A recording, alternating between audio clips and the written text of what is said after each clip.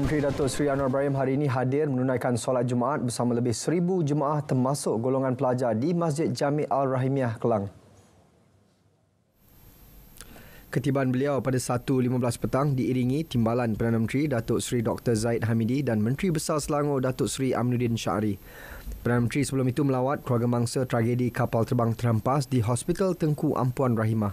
Khutbah Jumaat bertajuk Keutamaan Persaudaraan Islam disampaikan Imam Masjid Jami' Al-Rahimiah Ustaz Nordin Katan yang turut mengetuai solat Jumaat. Program Skim Perubatan Madani menjadi fokus Kementerian Kesihatan KKM bagi merealisasikan kerangka ekonomi madani sebagai reformasi kepada sistem kesihatan. Selain menampung keperluan kesihatan golongan B40, ia juga bertujuan mengurangkan kesesakan yang berlaku di Jabatan Kecemasan. Setakat ini kita telah mensasarkan beberapa kawasan, pada asalnya 10 kawasan yang kita kenal pasti, dan baru-baru ini kita tingkatkan lagi kepada tambahan 11, dan insya-Allah saya rasa bila melihat bagaimana rakyat merasakan bahawa ini sangat membantu, skim perubatan madani ini sangat membantu, dan insya-Allah kita akan memperluaskan ke seluruh negara termasuklah di Sabah dan Sarawak juga. Beliau berkata demikian di Angkasa Puri Kota Media. Majlis Tilawah dan Menghafaz Al-Quran peringkat antarabangsa MTHQA kembali membuka tirai buat kali ke-63 setelah 2 tahun penganjurannya ditangguh akibat pandemik. Membawa tema Perpaduan Teras Malaysia Madani sangat signifikan dengan masyarakat negara ini yang mengutamakan kerukunan dan kesepakatan dalam menghadapi pelbagai cabaran. Wartawan JAKIM Amin Fauzi ada laporannya.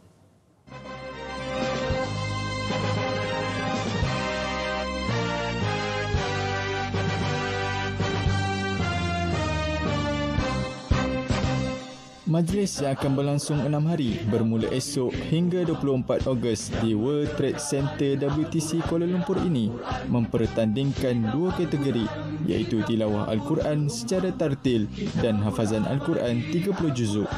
Penyertaan daripada 52 negara melibatkan 76 qari dan qari'ah turut membawa mesej unsur Islamofobia tidak mampu mengganggu-gugat kesucian Al-Quran. Bukan sahaja daripada negara Islam ataupun negara OIC, malah penyertaan ini turut disertai oleh peserta-peserta dari negara bukan Islam.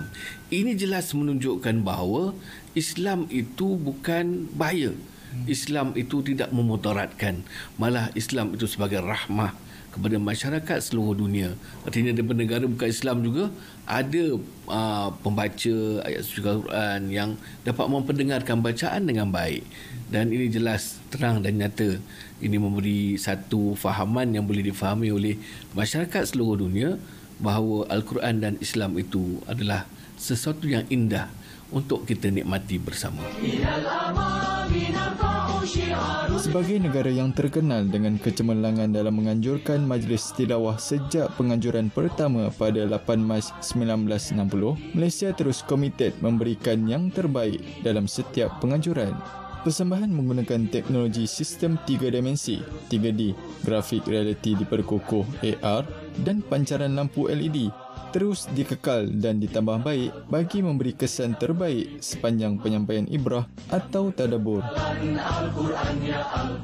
Seiring dengan teknologi, seiring dengan kita nak tarik generasi muda mencintai Al-Quran, jadi kita selain menceritakan tentang kisah-kisah di Al-Quran itu, kita selarikan dan selaraskan dengan teknologi terkini iaitu melalui AR, LED juga, bantuan daripada LED. Kita akan sinkroniskan keseluruhannya untuk menarik perhatian anak-anak muda dan juga seluruh rakyat Malaysia. Inilah pentas yang akan menjadi saksi 76 orang peserta qari dan qari'ah dari 52 buah negara yang akan diuji kemantapan dan kelancaran bacaan ayat suci Al-Quran mereka. Sepanjang seminggu ini, seluruh negara akan bergema dengan bacaan lunak Kalamullah yang akan dipancarkan secara langsung dari sini ke kaca TV dan juga radio anda. Semoga rasa kecintaan terhadap Al-Quran dapat disemai menerusi irama merdu yang akan menyerap ke sanubari setiap mereka yang menghayatinya. Amin Fauzi, laporan JAKIM untuk RTM. Majlis Tilawah dan Menghafaz Al-Quran peringkat antarabangsa kali ke-63 yang akan berlangsung esok hingga 24 Ogos di Dewan Merdeka Pusat Dagangan Putra Kuala Lumpur akan disempurnakan Perdana Menteri Datuk Seri Anwar Ibrahim. Bagi meninjau persiapan akhir, kita bersama wartawan JAKIM Alisa Yusra di sana. Silakan Lisa. Terima kasih. Baik, ini merupakan tahun ke-63 penganjuran Majlis Tilawah dan Menghafaz Al-Quran peringkat antarabangsa yang telah bermula dari tahun 1961 dan sebelum ini dikenali sebagai Majlis Musabaqah Al-Quran peringkat antarabangsa.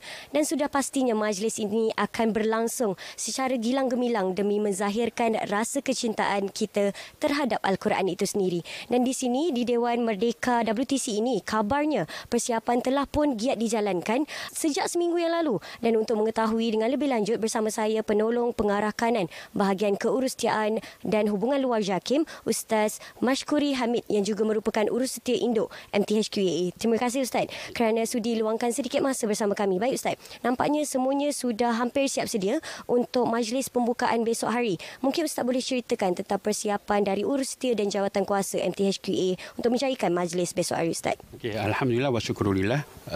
Terima kasih kepada semua jawatankuasa pelaksana yang betul-betul rumus untuk persiapan majlis sebenar kita pada esok bermula pada 19 hingga 24 hari bulan Ogos. Alhamdulillah 95% kita telah pun bersiap sedia dan insya-Allah pada malam nanti sekitar jam 8.45 malam kita akan membuat full rehearsal bagi melancarkan lagi program kita pada hari esok. Alhamdulillah Ustaz, nampaknya semua persiapan telah berjalan dengan baik ya Ustaz. Boleh mungkin Ustaz boleh kongsikan sedikit tentang apa yang menarik hingga penonton tak patut lepaskan peluang untuk menonton MTHQAA. Okey, alhamdulillah kita telah pun mendapat penyertaan daripada 52 buah negara, iaitu seramai 76 peserta yang akan menghadiri MTHQAA ke-63 pada kali ini. Dan negara baru yang menyertai untuk tahun ini adalah daripada Ivory Coast, seterusnya Slovenia dan juga daripada Ethiopia. Dan alhamdulillah bagi negara kita Malaysia yang tercinta akan diwakili oleh saudara Muhammad Qayyum Nizar Sarimi, iaitu OKU Penglihatan daripada negeri Kelantan, dan seterusnya saudari Nur Hidayah Abdul Rahman daripada Terengganu bagi kategori tilawah, dan seterusnya bagi kategori hafazan iaitu saudara Muhammad Iqmal Muhammad Ridwan daripada negeri Johor, dan Dian Karisma Muhammad Jafar dari negeri Sabah. Baik Ustaz, terima kasih Ustaz. Semoga semuanya akan berjalan dengan baik dan lancar insya-Allah.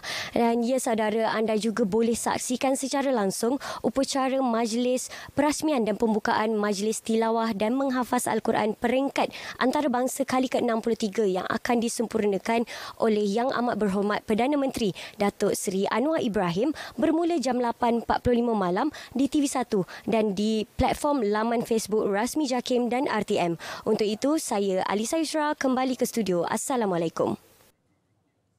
Seorang pekerja kilang terlepas dari hukuman gantung atas pertuduhan menetak birasnya sehingga mati 7 tahun lalu. Tertuduh Taufik Hidayah Abdullah bagaimanapun dijatuhkan hukuman penjara 30 tahun dan 12 sebatan di Mahkamah Tinggi Seremban hari ini. Mengikut fakta kes, tertuduh bersama 2 rakan menetak birasnya sehingga mati dan seorang lagi lelaki sehingga mengalami kecederaan parah dengan menggunakan parang dalam satu kejadian di lokasi sama.